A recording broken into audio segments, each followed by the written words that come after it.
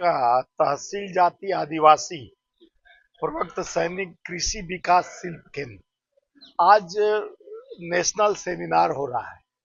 यह सेमिनार हो रहा है कृषक के उत्पत्ति और कृषि प्राकृतिक की ओर किस तरह से उनको जैविक खेती और नेचुरल खेती करने का ट्रेनिंग दिया जाए, जिससे सामाजिक उत्थान हो। आज यहाँ पे बड़े बड़े वक्ता आए हुए थे, आप सुने होंगे, लेकिन ये धार्मिक तो हमारा जड़ है धर्म का, लेकिन जो प्राकृतिक के ये आपदाओं से किसान जिस तरह से त्रासदी होता है, जिस तरह से किसानों को निरंतर सरकार त्रासदी की ओर ले जाती है, ये भी एक बहुत बड़ा मुद्दा है कि आज किसान उपज करता है, उसको अन्नदाता प्राणदाता है, लेकिन उसको उचित मूल्य नहीं मिल पाता है।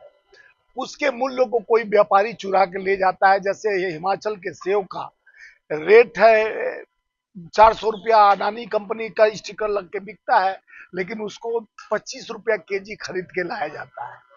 तो ये सरकार का दायित्व तो होना चाहिए। ये नेचुरल खेती जो होता है, हम छत्तीसगढ़ में देखे हैं कृषकों, हम भी कृषि से जुड़ाव है, मेरे अपना खेती बाड़ी तो ही है, लेकिन वहाँ काला चावल भी उपज करते हैं बिना खाद डाले।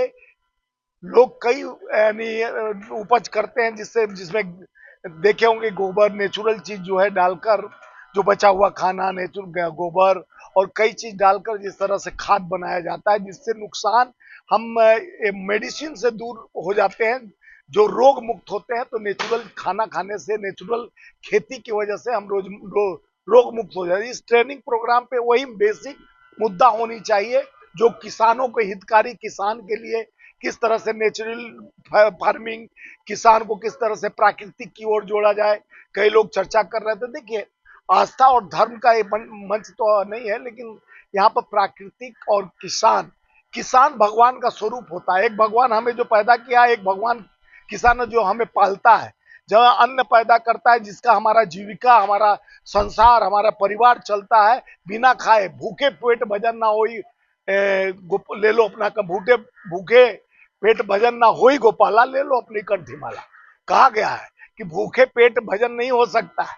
तो जो कृषक है, उनके उत्थान के लिए, उनके प्राकृतिक आपदा को रोकने के लिए सरकार में बैठे, किसी भी सरकार में बैठे संस्थाओं को कृषकों के साथ न्याय जस्टिस होनी चाहिए, उन्हें उचित मूल्य मिलना चाहिए, उन्हें प्राकृतिक के आपदा में उनको मदद मिलनी चाहिए, चाहे बाढ़ हो जाए, सुखाड़ हो जाए, तो उनको सही टाइम पे जो डिसीजन लेना चाहिए सरकार नहीं ले पाती है, जिससे कृषक फांसी लगाने पर मजबूर हो जाता है।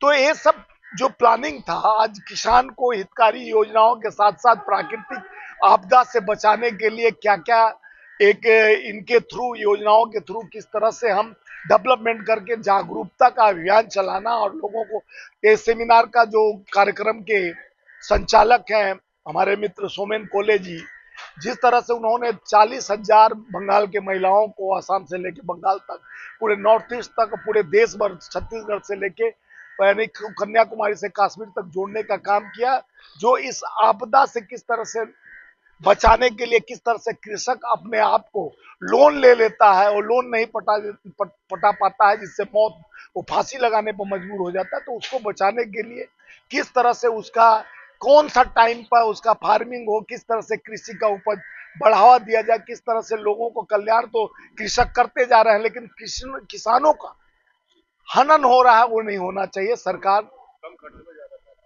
देखिए, कम खर्च में ज्यादा लाभ हो किसान को, सबको तो व्यापारी को लाभ हो जाता है, लेकिन किसान जो अभी देखे होंगे कि कुछ दिन पहले लहसुन और अदरक का दाम और टमाटर और किसका कितना बढ़ गया था, फिर अब आके एकदम शून्य पे गिर जाता है। तो एक उन लोगों को जिस तरह से एमएसपी की बात करते हैं किसान की, हमें एमएसपी नहीं मिल पाती है, जो मजबूर होकर धरना प्रदर्शन, उनको जिस तरह से कटोगे तो बटोगे और अपना हक मांगोगे तो पीटोगे की योजना चलती है, तो ये योजना उनके लिए नहीं होना चाहिए। वो प्राकृतिक के गोद में बैठे हुए हमारे आत्मा को जो धन्य करते हैं, जो उपज कर कर हमें धूप छाए बरसात गर्मी सहकर हमें अन्न देते हैं, अन्नदाताओं के साथ, उनको जन कल्याण योजनाओं से सरकार को अपने मार्फत, अपने प्रचार प्रसार के माध्यम, ये बहुत बड़े बड़े वोट तंत्र के लिए तो प्रचार होते रहते हैं, लोकतंत्र के लिए जो मेन मुद्दा है, जो किसानों की हितकारी योजना है, उसका लाभ किसानों को मिलना चाहिए। खाली भाषणबाजी में नहीं चलना चाहिए कि हम 47 तक विकसित भारत बना देंगे, लेकिन अभी हम भूखे पेट मर रहे हैं और विकसित कब होंगे, तो लंबा सपने का सौदागर नहीं होना चाहिए। सरकार अपने नीतियों को, कूटनीतियों को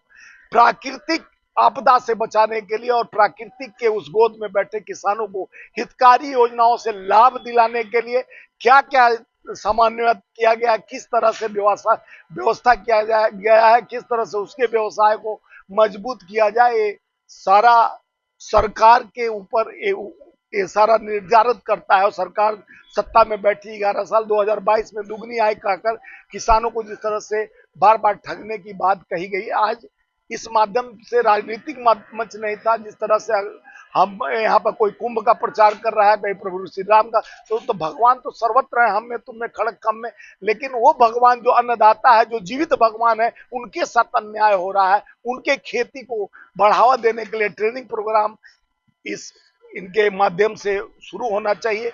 इनको सहयोग सरकार का करना चाहिए, जो अच्छा काम सोमन कोहली जी का संस्था कर रहा है। तफसील जाति और आदिवासी हैं, जो भगवान के करीब है, जो जल जंगल और व्यवस्था को संभालते हैं, जो हमेशा प्राकृतिक के बीच में रहते हैं, उस प्राकृतिक आपदा से बचने के लिए उन्होंने जो जो अपने को समर्पण किया है, उस समर्पण का अर्पण होना चाहिए। देश के संस्थाओं को उनके साथ लाभांश कराने के लिए योजना लाना चाहिए, उनको कर्ज मुक्त करना चाहिए, उन्हें जैविक चीज उपलब्ध कराना चाहिए। उनको जिस तरह से गाय को कहते हैं, गाय हमारी माता है, धरती हमारा माता है। धरती में देख रहे हैं, इसी दिल्ली में हम लोग रहते हैं, किस तरह से पोल्यूशन बढ़ जाता है, क्योंकि धरती को खोखला करते जा रहे हैं दिनों दिन। उसमें कभी मेट्रो ट्रेन चल रहा है, कभी कुछ चल रहा है। तो धरती कब तक इस आपदा को, जब प्राकृतिक जो वृक्ष होता है, हम वृक्ष लगाएंगे नहीं, हरा भरा रहेगा नहीं, स्वच्छ कैसे रह सकता है। स्वच्छता सबसे बड़ा हमारा जड़ है, जो हमारे चेतना को आगे बढ़ाता है, हमारे सांसों को शक्ति देता है। वो सब उपलब्धि होना चाहिए, जो समावेश होना चाहिए इस कार्यक्रम के तहत, लेकिन नहीं हो पा रहा है। इस तरह का विधि व्यवस्था सरकार को बनाना चाहिए कि प्राकृतिक आपदा से बचाने वाला ये पेड़ पौधा हरा भरा रहना चाहिए, जिस तरह से जीवन भी हरा भरा रहेगा। और किसानों का जो जो लाभांश योजना है, उसको पूर्णतः उनको देना चाहिए। कृषक क्षेत्र में जिस तरह से जैविक खाद का रेट, चाहे यूरिया हो, फास्फोरस हो, ये सब का भी रेट कम होना चाहिए। डीजल का भी दाम कम होना चाहिए। किसान को मजबूती से एक योजना के तहत उनके एमएसपी को ला देना चाहिए, जिससे किसान मजबूत रहेंगे तो देश मजबूत रहेगा, देश का व्यवस्था मजबूत रहेगा। आज इस कार्यक्रम का मेन मकसद कि आदिवासी और अन्य के बीच में कृषक की व्यवस्था को प्राकृतिक और नेचुरल चीज है, जिसको आगे लाना है और उसको बढ़ावा देना है। यही कार्यक्रम का मुख्य उद्देश्य था। उसको आगे लेकर सोमन कोहली जी जाएंगे। हमें उनको बधाई दे रहा हूं आपके माध्यम से कि आप ऐसे कार्यक्रम कराकर जिस तरह से लोगों को संदेश देने का काम किए हैं, बहुत बहुत साधुवाद, बहुत बहुत